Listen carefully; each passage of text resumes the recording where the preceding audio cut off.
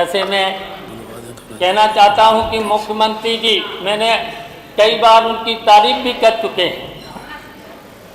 मैंने कहा कि मुख्यमंत्री उत्तर प्रदेश के ईमानदार हैं, मेहनती हैं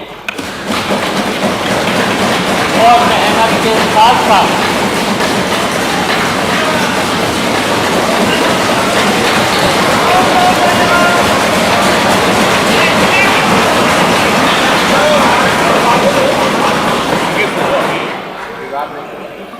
उत्तर प्रदेश को ऊंचाइयों तक ले जाना चाहते हैं।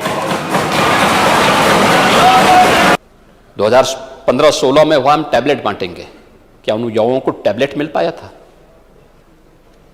नहीं मिल पाया था। आज हम दे रहे हैं, बच्चों को टैबलेट भी दे रहे हैं, स्मार्टफोन भी दे रहे हैं। और मैं सभी पक्षों के सभी माननीय सदस्यों से कहूंगा, मैं धन्यवाद दूंगा शिवपाल जी को कि उन्होंने भी अपनी विधानसभा सीट पर जाकर के युवाओं को वहां पर टैबलेट और स्मार्टफोन का वितरण किया। और भी अन्य माननीय सदस्य भी वितरित करें। उनके विकास की सभी जगह गए हैं, पहल करना पड़ेगा।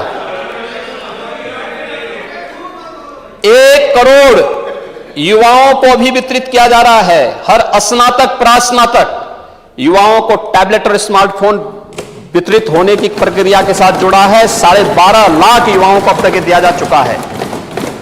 सेमीकंडक्टर की कमी के नाते प्रोडक्शन जो मैन्युफैक्चरिंग होनी चाहिए उसमें थोड़ी समस्या आ रही है, लेकिन जैसे जैसे बढ़ रहा है यूपी उसको लेकर के अपने यूथ को उसे उपलब्ध करवाने का काम भी कर रहा है और उनकी ट्रेनिंग, बेहतर ट्रेनिंग के कार्यक्रम के साथ भी इस अभियान को आगे बढ़ा रहा है।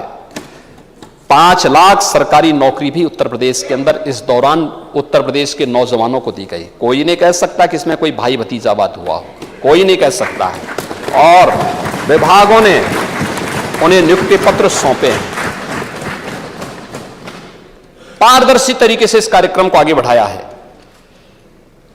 1 करोड़ 61 लाख नौजवानों को रोजगार भी उपलब्ध करवाया गया और 60 लाख स्वरोजगार का भी सृजन उत्तर प्रदेश के अंदर केंद्र और राज्य की विभिन्न योजनाओं के माध्यम से हुआ।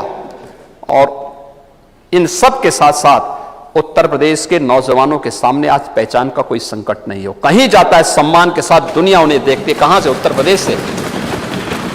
नए भारत का नया उत्तर प्रदेश, और नए भारत के इस नए उत्तर प्रदेश के लिए यह जनादेश प्राप्त हुआ है। द्वारा संचालित गोवंश गौआश्रय स्थलों पर उनका पालन पोषण हो रहा है।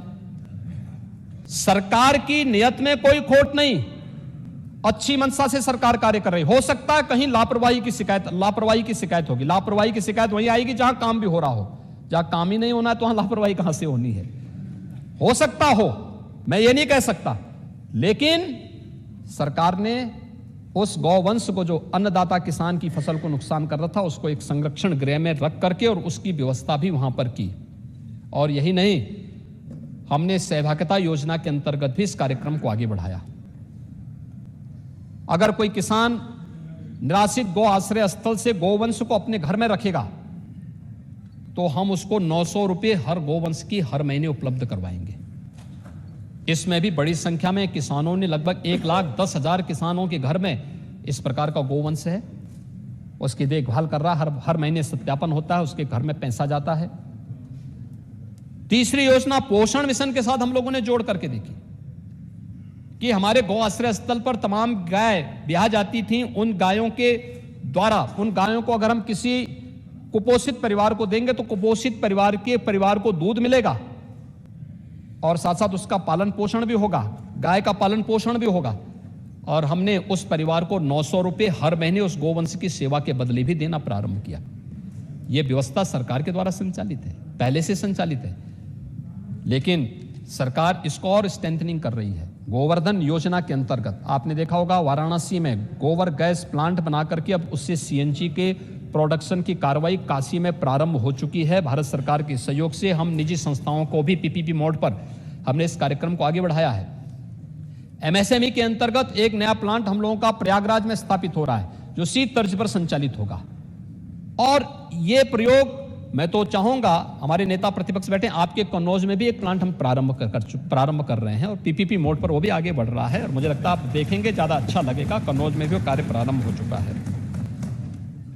ये कार्यक्रम हम लोगों ने प्रदेश के अंदर सफलतापूर्वक आगे बढ़ाने का काम किया है और ये चीजें जो आप उस दिन जनहानि की बात मिल्कीपुर से हमारे माननीय वरिष्ठ सदस्य हैं अवधेश प्रसाद जी बोल रहे थे, आप जो चित्र बता रहे थे संभवतः तो वह वहीं का था। हमने कुछ और योजनाएं प्रारंभ की, आपके उसमें इसलिए आना आवश्यक है क्योंकि मैं आपको धन्यवाद देता हूं कि आपने अपना समय निकाल करके आज यहां पर सदन में भी आप आए और साथ साथ आपने ये चीजें भी यहां पे जब इस सदन को ई विधान के साथ जोड़ने का काम हुआ, नेशनल ई विधान एप्लीकेशन के साथ ये पूरा सदन जुड़ा, देश के अंदर बहुत अच्छा मैसेज गया जब एक मंच पर एक कार्यक्रम में लोकसभा के अध्यक्ष, विधानसभा के अध्यक्ष, नेता सदन, नेता प्रतिपक्ष सब एक साथ उस अभियान के साथ जुड़े, मैसेज देश के अंदर अच्छा गया। देखिए यह अवसर राजनीति करने का नहीं होता जी, राजनीति करने के लिए आपके पास भी ढेर सारे अवसर हैं, हमारे पास भी ढेर सारे अवसर हैं और ये अवसर होते हैं जब हम लोग मिल करके प्रदेश की छवि को देश के अंदर अच्छी बना सकते हैं। मैसेज देश के अंदर जाता है, लोग उसको स्वीकार करते हैं कि देखिए साहब किस रूप में काम हो रहा है और क्या प्रदेश में पुलिस रिफॉर्म का परिणाम नहीं आया, यहां इन्वेस्टमेंट हुआ, रोजगार के अवसर सृजित हुए, प्रदेश के नौजवानों को प्रदेश के अंदर कार्य मिला और प्रदेश के अंदर इसका परिणाम किस रूप में सामने आया। यानी प्रदेश के अंदर जो हम लोगों ने जब फरवरी 18 में अपना पहला इन्वेस्टर समिट किया था, यूपी इन्वेस्टर समिट का आयोजन किया था, 4,68,000 करोड़ रुपए से अधिक के प्रस्ताव हमारे पास आए थे। 3 लाख करोड़ रुपए से अधिक के निवेश प्रस्ताव हम लोगों ने जमीनी धरातल पर उतारने के कार्य भी किए। अनेक जो यूनिट थी उन्होंने प्रोडक्शन भी शुरू किया और प्रदेश के नौजवानों को रोजगार भी मिला, नौकरियां मिली, रोजगार मिला, उसके साथ जुड़ने का एक अवसर उन्हें प्राप्त हुआ। प्रदेश में एक नई स्थिति, लोगों के मन में एक विश्वास नया जुड़ा है। और क्या ये सच नहीं कि आज प्रदेश में अगर दंगा नहीं है, सुरक्षा का माहौल है, तो देश और दुनिया का हर निवेशक उत्तर प्रदेश के अंदर अपना निवेश करने के लिए उत्सुक दिखाई देता है। और अभी 3 जून को मैं फिर आमंत्रित करूंगा आपको